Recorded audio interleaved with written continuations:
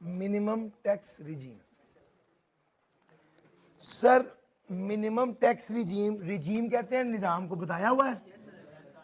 Minimum tax regime से मुराद है ये एक ऐसा निजाम है जिसके तहत गवर्नमेंट अपने टैक्स पेयर को बता देती है कि कम से कम इतना टैक्स जमा कराना है, कम से कम इतना टैक्स जमा कराओ। ये एक ऐसा निजाम है जिसके तहत गवर्नमेंट अपने लोगों को, अपने टैक्स पेयर को बता देती है कि कम अज कम कितना टैक्स जमा कराना है। This is minimum tax regime. Minimum tax regime के तहत टैक्स लगता कैसे है? बड़ी आसान सी बात है। सबसे पहले तो आपको जब पेमेंट होती है तो टैक्स कट के मिलती है। जब पेमेंट होती है तो टैक्स कट के मिलती है। अब जो टैक्स कटा और जितना बनता था उसका हो जाता है मुकाबला। जितना टैक्स बनता था अगर वो ज्यादा हो और जितना टैक्स कटा है वो कम हो तो जितना इजाफी होता है वो आपको पे करना पड़ता है। जितना टैक्स कटा था अगर वो ज्यादा हो, जितना बनता था वो कम हो, तो जितना टैक्स बाहर आला आपका कट गया वो ही फाइनल है, खत्म। तीन बातें आपको बताई हैं, यही तीन बातें इसमें लिखी हुई हैं। आज मैं बोर्ड पे से करता हूं। सर एक तरफ टैक्स डिडक्ट कितना हुआ है, दूसरी तरफ normal tax regime slab rate के तहत टैक्स बनता कितना है ये देखना। मिसाल लीजिए, राइज में एक टीचर पढ़ाते हैं, विजिटिंग फैकल्टी मेंबर हैं, उनको 2 लाख रुपया मिलता है एक महीने बाद। इस पर 10% टैक्स काटने के बाद राइज वाले उन्हें 1,80,000 रुपया पे कर देते हैं और 20,000 रुपया टैक्स होता है। और यस और नो? अच्छा, हुआ क्या? 1,80 पे कर दिया और 20,000 क्या हो गया? टैक्स का काट दिया। इस बंदे का टैक्स जो डिडक्ट हुआ था वो 20,000 था। जब हमने इसकी इनकम कैलकुलेट करके एक्चुअल टैक्स देखा तो वो इसका बनता था 17,000 रुपए। अब स्टेप 1 तो ये है कि एक तरफ आपका टैक्स डिडक्ट होगा, दूसरी तरफ देखना पड़ेगा एनटीआर के तहत कितना बनता है। जो टैक्स डिडक्ट हुआ है अगर वो ज्यादा है और जो एनटीआर के तहत टैक्स बना है वो कम है, तो जितना इजाफी ज्यादा था 3,000 रुपया, ये फाइनल टैक्स होगा, इसका कुछ भी नहीं होगा, ये आपको पे करना ही पड़ेगा। बल्कि ये तो कट ही गया, खत्म। भैया वो तो कट गई, आपको मिला है ना 1,80, वो उसे फाइनल टैक्स तस्वुर करेंगे और खत्म। और आपको पता है फाइनल टैक्स के केस में कोई refund. On the other hand अगर 20,000 रुपया टैक्स डिडक्ट हुआ है, एनटीआर के तहत आपका टैक्स बनता था 25,000 रुपया, यानी ज्यादा बनता था। अब टैक्स वाले कहेंगे हमने 20,000 रुपया आपका टैक्स डिडक्ट किया है, बकाया 5,000 क्या कर दो? पेबल कर दो। ज्यादा कोई ज्यादा नहीं, टैक्स वाले ऐसा ही हैं। नहीं सर, वो पता क्या बात है, वो कहते हैं जितना टैक्स आपका मिनिमम, आपका जितना टैक्स कटा और जितना एनटीआर के हिसाब से बनता था, इन दोनों को करना है कंपेयर। अगर जितना टैक्स कटा है वो ज्यादा हो गया तो जितना इजाफी टैक्स था वो फाइनल टैक्स था, लेकिन जितना टैक्स कटा और एनटीआर के हिसाब से जितना बनता था, जितना इजाफी टैक्स था वो आपने पे करना है एनटीआर के हिसाब से, अगर वो ज्यादा था तो। सर ठीक हो गया। इसकी एग्जांपल 4 एग्जांपल हैं। पहला टर्नओवर टैक्स, दूसरा कमर्शियल इंपोर्टर, तीसरे की एग्जांपल मैंने दी है टैक्स डिडक्शन ऑन सर्विसेज, और चौथा इलेक्ट्रिसिटी के बिलों पर टैक्स। एक एग्जांपल और ले लो। सर बिजली का बिल आया साल का 3 लाख रुपए। आपने कभी गौर करें बिजली के बिल पर ना एक इनकम टैक्स भी लिखा होता है और वो टैक्स गवर्नमेंट कलेक्ट करती है आपसे। लेट से उस पर टैक्स उन्होंने आपसे कलेक्ट किया था 25,000 रुपए, तो टैक्स कलेक्ट हुआ था 25,000। ये इलेक्ट्रिसिटी की एग्जांपल देने लगा हूं। टैक्स बिल आया 3 लाख, टैक्स कलेक्ट हुआ 25,000, एनटीआर के तहत उसकी लायबिलिटी बनती थी 20,000, तो 5,000 रुपया इजाफी टैक्स था। इसको क्या कर देंगे? वो कहता है कुछ भी नहीं करेंगे, गुप्त हो गया ये फाइनल, इसको फाइनल टैक्स समझेंगे और खत्म। हाँ, अगर आपका टैक्स जो डिडक्ट हुआ था वो 25,000 था, लेकिन आपके पास एनटीआर के मुताबिक जो टैक्स लायबिलिटी थी वो 40,000 थी, तो मजीद 15,000 क्या करना पड़ेगा आपको? पेएबल होगा। यार 2 एग्जांपलें दे दी ताकि बात आपके दिल तक पहुंच जाए। एडजस्ट हो तो रहा है। आपका बनता 40,000 था, 25,000 एडजस्ट नहीं हुआ।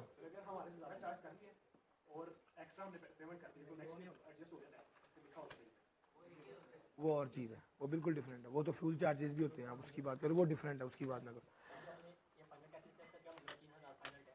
ये फुल एंड फाइनल सेटलमेंट के पैसे हैं, इसमें से आपको कुछ रिफंड नहीं होगा, ये फाइनल टैक्स है। अच्छा जनाब, ये बातें यहाँ लिखी हैं, आप समझ रहे हैं, मैं अपनी तरफ से आपको बता रहा हूं नहीं। सर देखिएगा, मैंने मिनिमम टैक्स रिजीम के हवाले से मेजर बात आपसे कर दी। Under the minimum tax regime, tax already deducted at source is treated as minimum. Sir जितना टैक्स कटा होता है उसे मिनिमम टैक्स समझा जाता है, which is then compared with liability under the, इसको किसके साथ कंपेयर किया जाता है? नॉर्मल टैक्स लायबिलिटी के साथ कंपेयर किया जाता है। अगर नॉर्मल टैक्स लायबिलिटी एनटीआर ज्यादा हो और टैक्स डिडक्टेड कम हो तो जितना इजाफी होगा वो क्या करना पड़ेगा? उसने लिखा हुआ रिक्वायर्ड टू पे। और अगर एनटीआर कम हो, एनटीआर कम हो और मिनिमम टैक्स रिजीम यानी टैक्स डिडक्टेड ज्यादा हो तो कोई बात नहीं, जितना टैक्स कट गया उसे क्या ट्रीट किया जाएगा? Final tax. सर यही 3 बातें मैंने बताई थी। कौन कौन सी इनकम है जिनको मिनिमम टैक्स कहा जाएगा? Tax on turnover, commercial importer, services पर और बिजली के बिल तक, जो किस हद तक आता है? 3,60,000 तक के बिजली के बिल के ऊपर। 1 महीने का बिल नहीं कह रहा, ये साल का है। 3,60,000 का अगर सालाना बिल है, महीने का 30,000 रुपया, तो उस बिल के ऊपर जितना टैक्स कलेक्ट होता है वो मिनिमम टैक्स होता है। क्लियर होगी भाई बात? इससे ऊपर जो टैक्स होगा वो मिनिमम टैक्स नहीं होगा जी। इससे ऊपर जो टैक्स होगा उसे मिनिमम टैक्स नहीं कहा जाएगा। एडजस्ट तो ये भी हो रहा है लेकिन वो कम से कम टैक्स है। लो सर, यानी मैं आपको ये बात तो कह सकता हूं, यानी ये जो मैं अभी तक लिख रहा था टैक्स डिडक्टेड, इसको मैं मिनिमम टैक्स रिजीम भी कह सकता हूं। यस और नो? बड़ा ढिला यस किया यार। अगर नहीं समझ आई दोबारा बता देता हूं। सर हुक्म करें, क्या बात पूछनी है? सर बताएं सर, नहीं पूछनी? ठीक।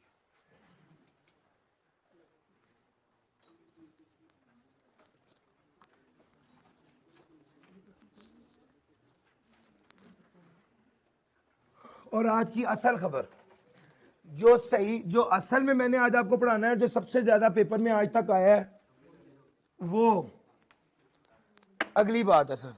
Sir this is minimum tax on the income of certain person. इसमें जो अगला एरिया अब हम पढ़ने लगे हैं, ये इसको टर्नओवर टैक्स भी कहा जाता है। सर जी ये देखिएगा, और ये लिखा हुआ है sir, minimum tax on turnover. इस यही पढ़ाने लगा हूं अब।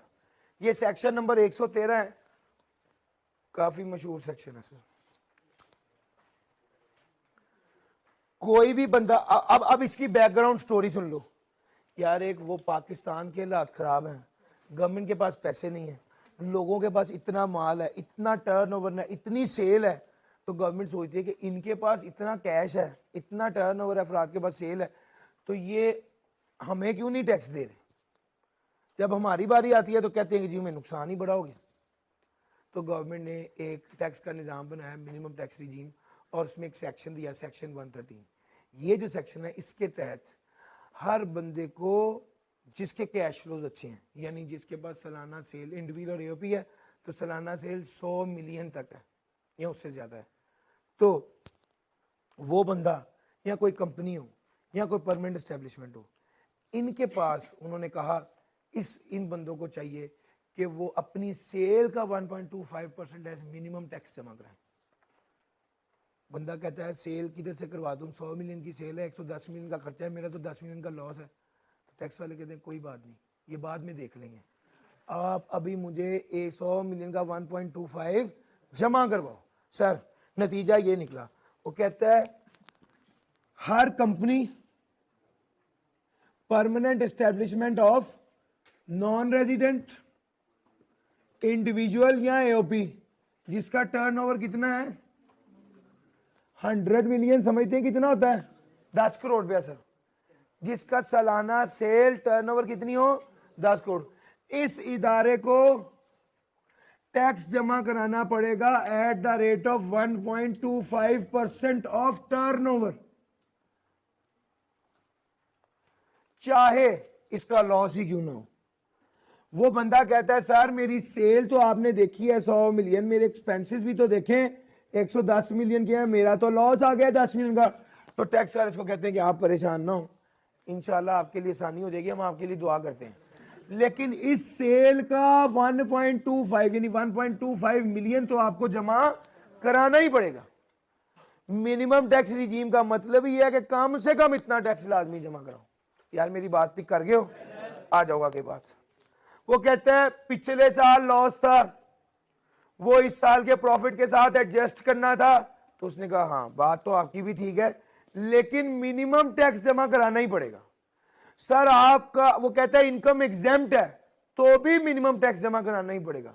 आपको टैक्स क्रेडिट मिलना है तो भी मिनिमम टैक्स जमा कराना ही पड़ेगा। आपके कोई अलाउंसेस और डिडक्शन है तो भी मिनिमम टैक्स जमा कराना ही पड़ेगा। मिनिमम टैक्स क्या है? मिनिमम टैक्स है सेल का 1.25%। गौर करो, आज से पहले हम जितनी बार भी टैक्स की बात करते रहे, या गेन पे रेट लगाते थे या प्रॉफिट पे रेट लगाते थे, यस और नो? ये पहली बार है हम सेल पर रेट लगा रहे हैं। इसलिए उसने कहा for the purpose of this section turnover को इनकम समझा जाएगा और इस पर रेट अप्लाई किया जाएगा। सर मेरी बात पिक कर गए? कोई भी हालात है, कोई भी मुश्किल है, कोई भी लॉस है, कोई भी एग्जाम्पशन है, कोई भी क्रेडिट है, कुछ कोई डिडक्शन है, कुछ भी है, सर आपको 1.25% ऑफ टर्नओवर टैक्स जमा कराना ही पड़ेगा। और इस सेक्शन के लिए टर्नओवर को क्या समझा जाएगा? इनकम समझा जाएगा। सर असल में होगा ये, आपको कंपेयर करना पड़ेगा मिनिमम टैक्स रिजीम के तहत टैक्स कितना बन रहा है और एनटीआर के तहत टैक्स कितना बन रहा है। अगर मिनिमम टैक्स रिजीम के टैक्स के मुताबिक टैक्स बन रहा है 100 रुपए और एनटीआर के मुताबिक टैक्स बन रहा है 110 रुपए, तो 10 रुपए आपको इजाफी पे करने पड़ेंगे। अलबत्ता अगर एनटीआर के मुताबिक टैक्स बन रहा है 100 रुपए और मिनिमम टैक्स रिजीम के मुताबिक टैक्स बन रहा है 120 रुपए, तो आपको कितने पैसे जमा कराने पड़ेंगे? सर आपको 120 रुपए मिनिमम तो टैक्स अदा करना पड़ेगा। अलबत्ता इस केस में जो आपका, सर इसको ऐसे समझाता हूं, मिनिमम टैक्स रिजीम है, जमा कितना करवाना है, एनटीआर है, बनता कितना है। टैक्स जमा कितना करवाना है और टैक्स बनता कितना है। अब आपका टैक्स बनता है 100 रुपए का, जमा कितना करवाना है 120। ये जो 20 रुपए इजाफी है इसका क्या होगा? सर ये कैरेट फॉरवर्ड हो जाएगा। वो पुरानी बात थी, वो सिर्फ मिनिमम टैक्स की बात थी। ये मिनिमम टैक्स में टर्नओवर टैक्स एक स्पेसिफिक सेक्शन है, इसने जैसे पढ़ाया इसको वैसे पढ़ना। वो जनरल बात थी, ये स्पेसिफिक इस टर्नओवर टैक्स की बात है। यहां पर कैरेट फॉरवर्ड का सीन भी है। सर कितने साल के लिए कैरेट फॉरवर्ड हो जाना है? 3 इयर्स। सुनना, अभी इसकी 2 एग्जांपल कराऊंगा, इंशाल्लाह चौकस हो जाएगा। बस एक बार ये बात सुन लो। Person shall pay as income tax for the tax year instead of actual tax payable under NTR. Minimum tax range करता है 0.2% से 1। हमने तो यही पढ़ा ना 1.25%। मुख्तलिफ इदारों के लिए मुख्तलिफ रेट भी होता है। उसने रेंज बता दिया कि ये रेट होते हैं आमतौर पे। अगर कुछ ना बताया हो तो हमने कितना लेना है? हमेशा 1.25%। ये वाला रेट पेपर में भी दिया होता है।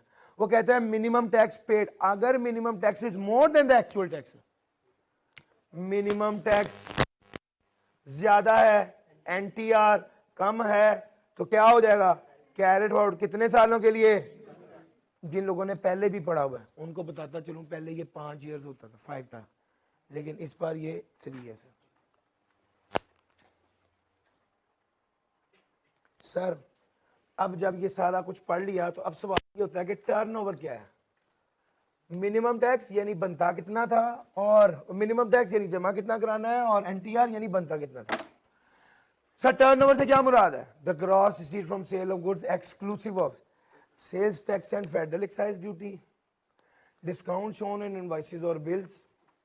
However, the gross receipt from income as mentioned above falling under FTR shall not take part in accounts. Sir वो जो कहता है ना टर्नओवर, टर्नओवर से मुराद क्या है? टर्नओवर से मुराद है सेल्स टैक्स या FED,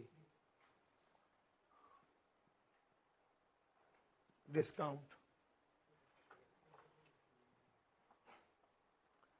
दूसरा gross receipt from income as mentioned above. Sir turnover से मुराद है टोटल सेल जिसमें कौन कौन सी चीजें शामिल नहीं होनी। मैंने पहले उल्टा बोल दिया यार, जरा मैं दोबारा बोल देता हूँ, सॉरी। टर्नओवर से मुराद है sales exclusive of, sale tax इसमें शामिल नहीं होना, FED शामिल नहीं होना, डिस्काउंट शामिल नहीं होना, FTR इनकम शामिल नहीं होनी। ये चीजें टर्नओवर के अंदर शामिल नहीं होनी। अगर आपने सर्विसेज रेंडर कर रहे हो, FTR वाली सर्विसेज शामिल नहीं होनी। अगर आप कॉन्ट्रैक्ट्स की एग्जीक्यूशन का काम करते हैं तो FTR वाला कॉन्ट्रैक्ट शामिल नहीं होना। लेकिन ये तीनों बातें सादी थी सर। एक बात स्पेशल है, वो ये है, वो बात क्या है सर? एक है AOP, उसका एक मेंबर का नाम है A, एक मेंबर का नाम है B, एक मेंबर का नाम है CA लिमिटेड।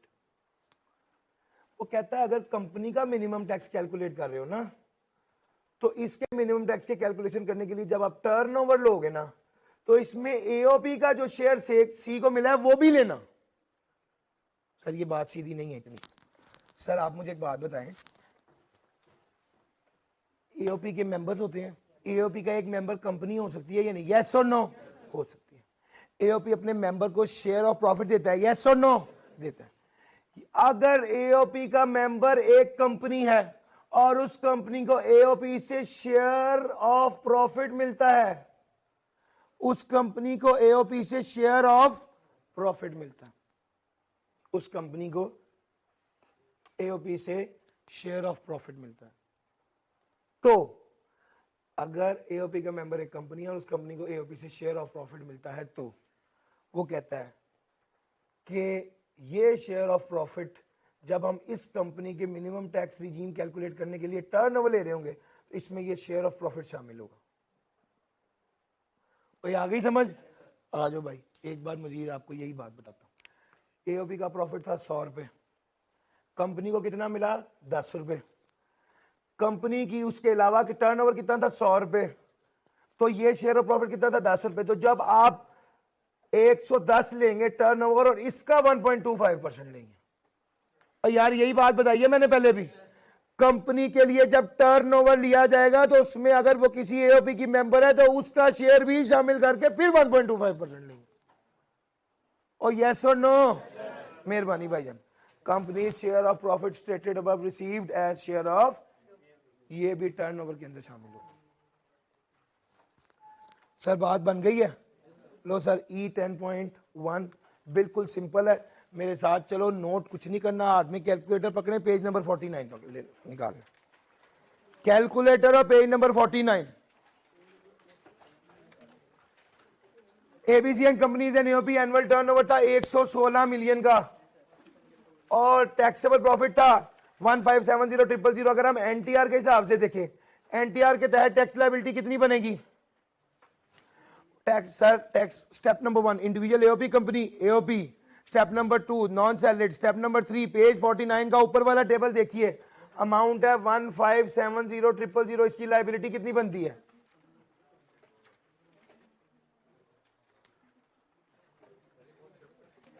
पेज 49 कौन सा चैप्टर है? क्या मतलब? ये मिनिमम टैक्स रिजीम पढ़ा रहा हूं आपको मैं, चैप्टर 4 यूनिट 7 में। कोई बात नहीं जी भाई।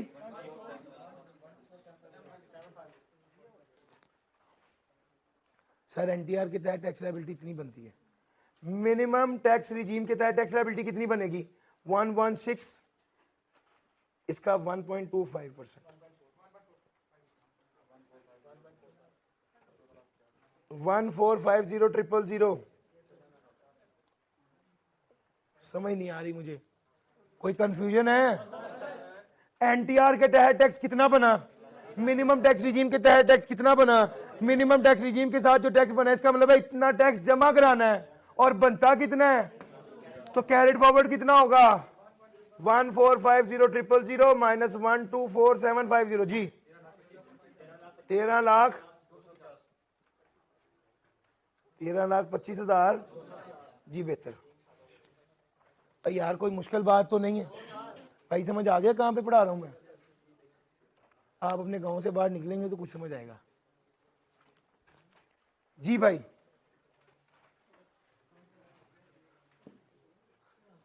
चैप्टर 4 का 10.1 आपको मैंने करवा दिया।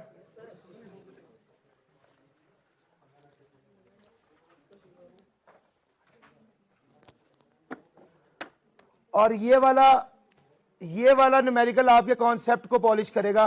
बड़ी ध्यान से समझना, कोई नोट नहीं करना, ध्यान से सिर्फ समझो। सर जी ईयर 1 एनटीआर के तहत टैक्स लायबिलिटी कैलकुलेट करें अगर आपकी टैक्सेबल इनकम है 1575000। जी बताइएगा लायबिलिटी कितनी बनी?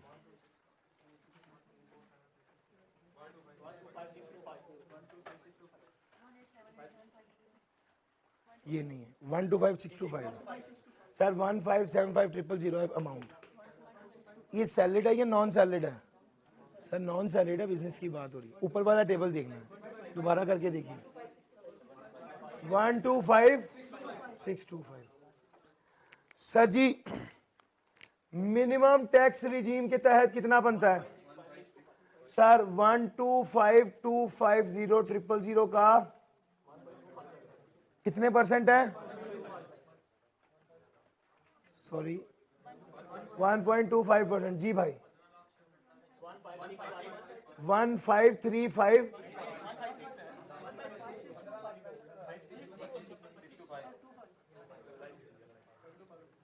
ठीक हो गया भाई। ये दोनों फिगर्स आपने कहा एनटीआर भी देखूंगा, मिनिमम टैक्स रिजीम भी देखूंगा। अगर एनटीआर ज्यादा होता, मिनिमम टैक्स कम होता तो बाकी जमा कराना था, और अगर मिनिमम टैक्स ज्यादा होता तो ये जमा कराना है, बनता इतना था। कैरेट फॉरवर्ड कितना हो जाएगा? 1440 1565625 माइनस 125625। लो सर पहला साल कंप्लीट हो गया। जी भाई 3 साल कैरेट फॉरवर्ड हो सकता है, बताया तो है हमेशा, अल्लाह का हुक्म। सर ईयर 2 सर टर्नओवर कितना था? सॉरी सर टैक्सेबल इनकम में 10.8 मिलियन। मुझे प्लीज इसकी लायबिलिटी बताइए। बताया नोट करने की जरूरत नहीं है, सिर्फ समझें और लायबिलिटीज निकालें। जी 3010 प्लीज बताइएगा, कंफर्म कर दीजिए। यही है? अच्छा जनाब sir minimum tax regime 150 million का, जी बताइएगा 1875000। सर आप जरा गौर करना, अब इस केस में गौर से देखना, एनटीआर ज्यादा है, मिनिमम टैक्स कम है। हमने पहला तो ये समझा हुआ है कि ये तो जमा कराना ही कराना है, इसमें तो कोई दूसरी राय है ही नहीं। सर ये तो जमा कराना है ना। अब जब 30100000 में से पहले ये निकाल दें, बाकी जितना बच जाता है उसमें से पुराना कैरिड फॉरवर्ड एडजस्ट होगा। अब देखना जरा होगा क्या।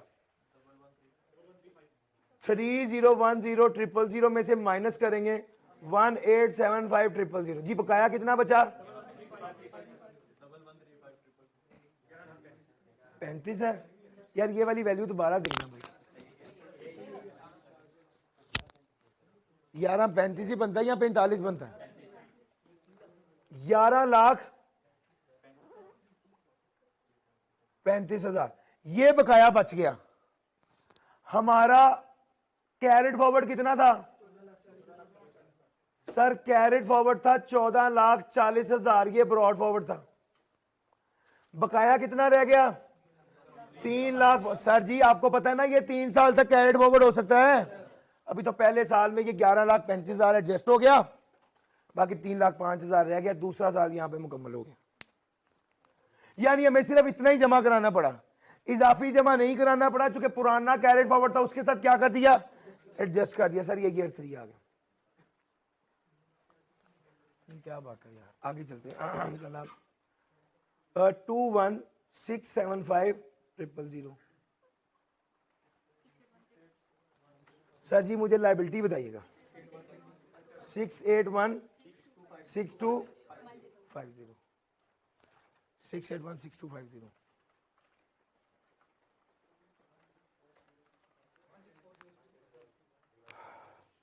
131250 का 1.25%। जी भाई 161 164 1640625 यही बन रहा है भैया। अब जरा देखना, इतना तो जमा कराना ही कराना है। इस 6816250 में से 6816250 में से माइनस कर देंगे 1640625 5175625। अच्छा जी, ब्रॉड फॉरवर्ड कितना है हमारे पास? ब्रॉड फॉरवर्ड था हमारे पास 305,000। सर जी देखिएगा ये तो माइनस में आ गया, कितना? 487625। सर ये माइनस है तो ये क्या हो गया? पेबल हो गया। सर इस तरह से चलता है। आपने कैरेट फॉरवर्ड था, अगले साल मिनिमम से ऊपर जितना बनेगा एनटीआर का उस हद तक एडजस्ट हो सकता है, उससे अगले साल भी। सर मिनिमम तो जमा कराना ही कराना है, इससे ऊपर एनटीआर का अगर ज्यादा बनता है तो वो उस पिछली बार के मिनिमम जो एक्सेस था यहाँ कैरेट फॉरवर्ड था उसके साथ एडजस्ट हो सकता है। दूसरे साल भी आपने देखा इतना जमा कराना था, इजाफी 11 लाख को 14 लाख के साथ एडजस्ट कर दिया। अभी इस साल 1640 तो जमा कराना ही था मिनिमम, अब ऊपर जितना इजाफी बना था वो था 51,75,000, उसमें से पुराना जो ब्रॉड फॉरवर्ड था वो मिनिमम टैक्स का वो ले लिया और एडजस्ट करके इतना अमाउंट पेबल कर दिया। सर इस तरह से ये करना था। 1 मिनट है, ये तस्वीर उतार के ग्रुप में शेयर करने सबसे आसान ये है। फिर मैं आपको पास पेपर भी 2-3 इसके हैं, कराने नहीं है, वो सिर्फ डिस्कस ही करने हैं, 2 मिनट में हो जाएंगे जी।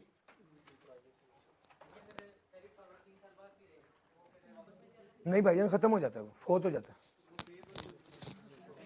पेबल से पे करना ही है।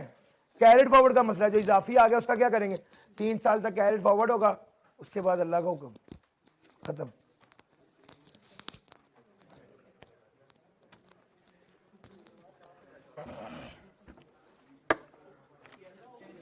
सर जी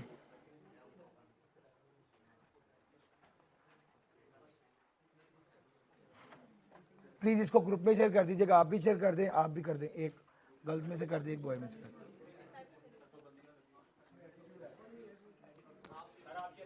ठीक है भाई, आप ना मुझे शेयर कर दे एक स्टूडेंट। चलो फिर अल्लाह का हुक्म है, ठीक है, नहीं देना मैं करवा दूंगा शेयर, एक स्टूडेंट मुझे कर दे आप में से कोई भी। अच्छा जरा देखिएगा यार, question number 6, Hirani and company. Sir इसका टर्नओवर कितना था पता है? 114 मिलियन का, 10 मिलियन का सेल्स टैक्स था, 5 लाख की एक्साइज ड्यूटी थी, और इसने क्या बताया? टैक्सेबल इनकम भी थी। कोई मसला नहीं है, एनटीआर निकालो, मिनिमम टैक्स निकालो, लेकिन मिनिमम टैक्स निकालना 114 का 1.25% लोगे। कितने का लोगे? सर 114 में से 10 मिलियन एक माइनस करोगे और 0.5 मिलियन एक माइनस करोगे, ये आएगा कितना? 103,500,000,000। इसका 1.25% लोगे, ये मिनिमम टैक्स रिजीम आ जाएगा। और दूसरे नंबर पे क्या होगा? 11700,000, इसका एनटीआर के हिसाब से ले लो। अगर मिनिमम टैक्स रिजीम ज्यादा आया तो फिर ये क्या हो जाएगा? कैरेट फॉरवर्ड हो जाएगा। तो यार ये तो सिंपल है, जो पहली एग्जांपल थी बिल्कुल वैसा ही है। उसके बाद आ जाओ अगला question number 10, what do you understand by the turnover? Section 113, किन लोगों पर टर्नओवर टैक्स लगना है? 4 पॉइंट लिखने थे और टर्नओवर को डिफाइन करना था, और ये बहुत पुराना सवाल नहीं है, गौर कर लें। तो इसको क्रैम भी करना है और अंडरस्टैंडिंग भी चाहिए। सर क्वेश्चन नंबर 12, चैप्टर 4 का पास पेपर का क्वेश्चन नंबर 12, यहां पे एक छोटा सा ट्रिक था, उसका काउंटिंग से कोई ताल्लुक नहीं था, उसका मैथ से ताल्लुक था, बता देता हूं भी आपको। सर जी वो कहते हैं, under the provision of income tax ordinance 2001 compute the amount of net income tax by GC and the amount of income tax to be carried forward for the tax year 20x2 in the following situation. Gilani and company sales थी 1,122.5 million की, लेकिन इसमें sale tax शामिल है। आपको पता है sale tax कितना होता है? 122.5 मिलियन। यानी इसके अंदर सेल टैक्स शामिल है, तो मतलब समझे, यानी ये 117% है। इसको डिवाइड करेंगे 1.17 से। जी भाई कितना आ गया? 100 मिलियन से ऊपर है। कितना है? 104 700 855। सर इस ये 100 मिलियन से ऊपर है, इस पर मिनिमम टैक्स रिजीम वाला रूल लगेगा। ठीक हो गया? यानी इसका 1.25% लेके ये मिनिमम टैक्स बनेगा। अगला पॉइंट, इसने बस यही पॉइंट आपसे टेस्ट किया था। 1,11,111,000,000 डिवाइड बाय 1.17, ये कितना बना? 94871,795। सर जी ये तो 100 मिलियन से कम है, इस पर मिनिमम टैक्स रिजीम नहीं लगा। ये बात थी, ये इसने टेस्ट किया हुआ था सर स्प्रिंग 2021 में।